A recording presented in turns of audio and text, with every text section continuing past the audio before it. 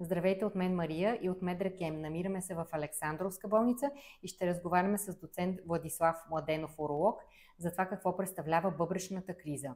В предишно предаване вече разгледахме по-подробно как се случва лечението на камъни в бъбреците. Продължаваме също по темата, но с малко по-различен акцент. Какво представлява всъщност бъбречната криза?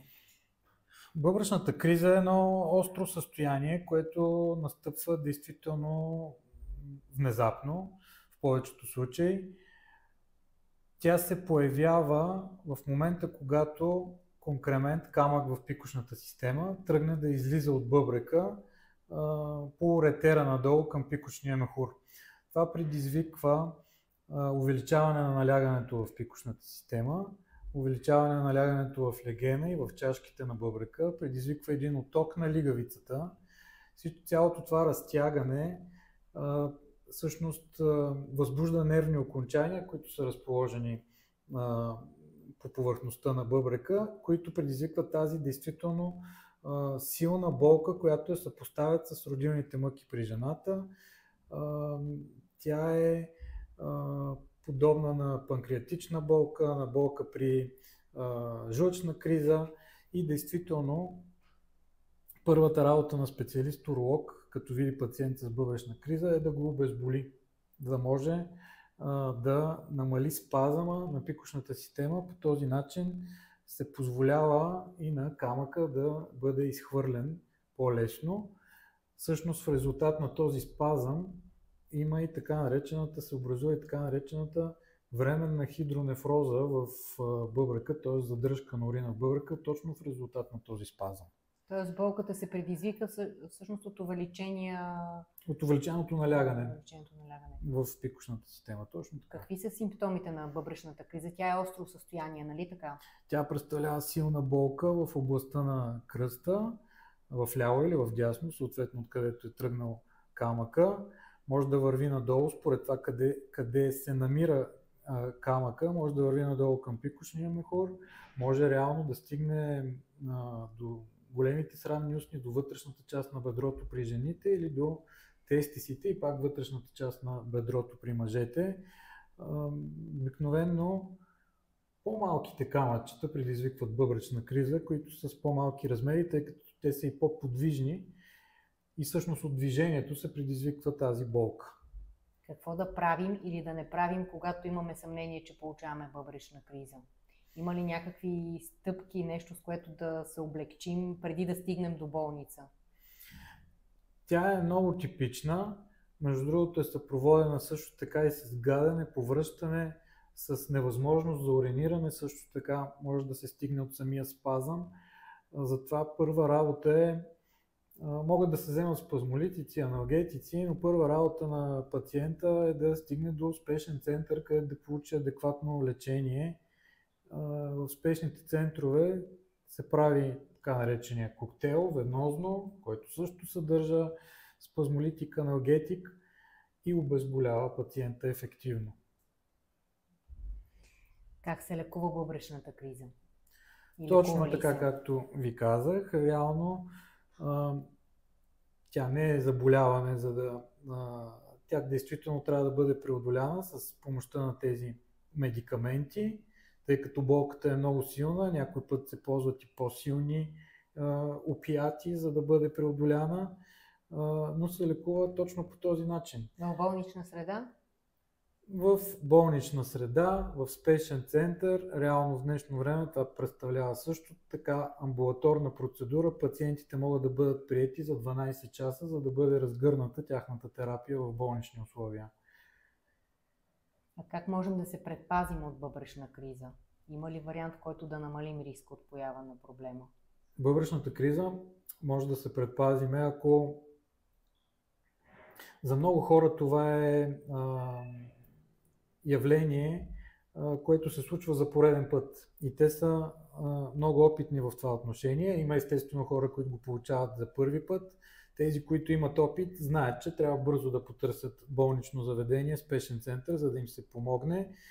Те спазват питеен режим, хранително-диетичен режим, защото вероятността на човек, който е получил бъбречна криза, да получи повторно такава е много по-голяма, отколкото останалата част от населението. Тези, които го получават за първи път, за тях е изненада. Много пъти тази болка те не могат да си обяснят, затова за пореден път призовавам тези пациенти да потърсят специалист на време. Колко често е добре профилактично да посещава един човек уролог? Човек с бъбречно-каменна болест, с уролитиаза, е хубаво веднъж годишно да посещава уролог за превенция на това заболяване. Мисля, че е напълно достатъчно. Много от тези пациенти им се препоръчва за пореден път да спазват питеен режим, също така да приемат, има различни фитопрепарати, които са на растителна основа и могат да бъдат приемани за профилактика на уролитиаза, листа от бреза, червена боровинка. Действително има различни билки, толкова много са на пазара, че и ние не можем да ги запомним вече всички. На профилактичния преглед естествено се прави ехография, за да се види дали се вижда някакъв камък и да бъде лекуван планово, отколкото, което е за предпочитане, отколкото да бъде лекуван чак след поява на бъбречна колика. Казвайки лекуван, ние се намираме до литотриптера, който реално е апаратура, с която се разбиват по-големи камъни в бъбреците, нали така? Точно така. По принцип камъни до 2-3 мм ги оставяме да бъдат евакуирани спонтанно с помощта на експулсивна терапия, която назначаваме на пациента. Всички камъни над 3-4 мм реално до 2 см могат да бъдат лекувани с помощта на тази машина. Разбивали сме и по-големи камъни от 2 см, но всичко това трябва да бъде прецизирано. По-големи камъни е хубаво бъбрека да бъде стентиран преди това, т.е.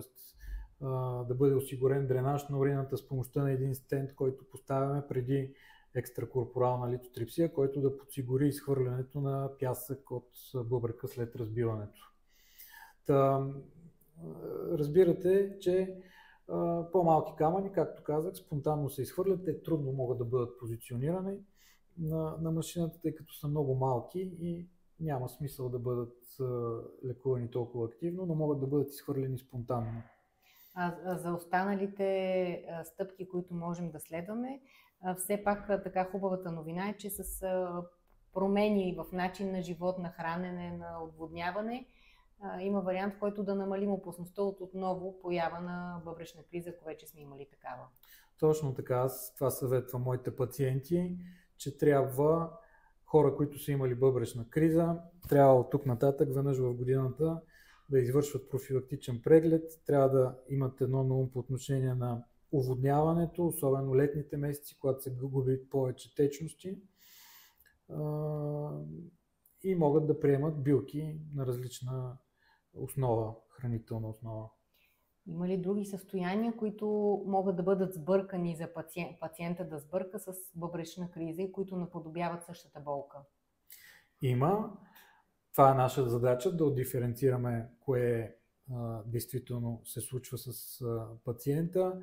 Примерно при пиелонефрит, възпаление на бъбрека, може да има подобни оплаквания, както при бъбречна криза, при дископатия, при различни неврологични оплаквания също може да имитират бъбречна криза. Споменахте апандисита в предварителния ни разговор. Точно така е апандисита. В дясно, когато е бъбречната криза, също е хубаво да бъде изключен апандисит, който има типични симптоми, с които може да го характеризираме. Има и други заболявания, които нашата роля като уролози е да изключим урологичната част, което го правим доста ефективно с една ехография. Да. Благодарим много за тази изключително полезна информация.